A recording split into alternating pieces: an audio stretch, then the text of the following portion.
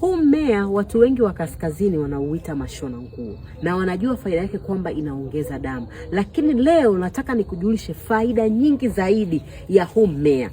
Kwanza, kijina lake kitaalamu unaitwa Biden pilosa, na Kiingereza wanaita blackjack au wanaita Spanish needle kutokana na hizi miwa zake.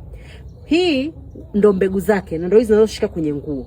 Huu ni mmea mzuri sana, sio tu kwenye kuongeza damu, una faida nyingi jamani. Haya majani yake moja, kwanza ni tiba ya kidonda. Kwa mfano mtu umejikata unatoka damu, hauna kitu cha hapo ulipo cha kukusaidia, ukiponda haya majani yake, ukaweka pale kwenye kidonda yale maji yake, damu inakata. Lakini zaidi kitu kingine, inasaidia sana kubalansi sukari.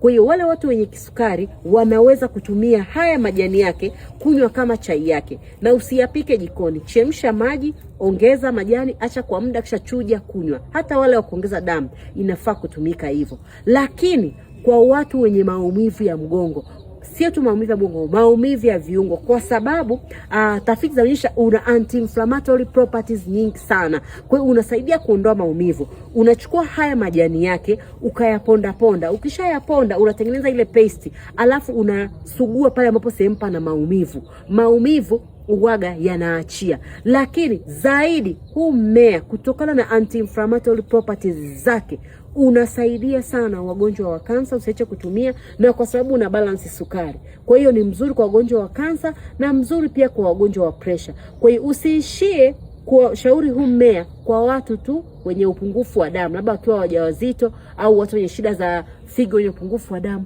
lakini hata haya makundi mengine yanaweza kunufaika na huu mmea. Bahati mbaya wengi wanaulima kama magugu. Yaani ushambani watu wanang'oa wanatupa, hawajui kama wanatupa dawa. Kwa hiyo share na mwingine, mwambie aache atumie haya majani vizuri. Na kitu kingine cha mwisho, haya majani unaweza kutengenezea juice na unaweza kupika mboga. Kwa hiyo usitupe tena, usione tena ni magugu.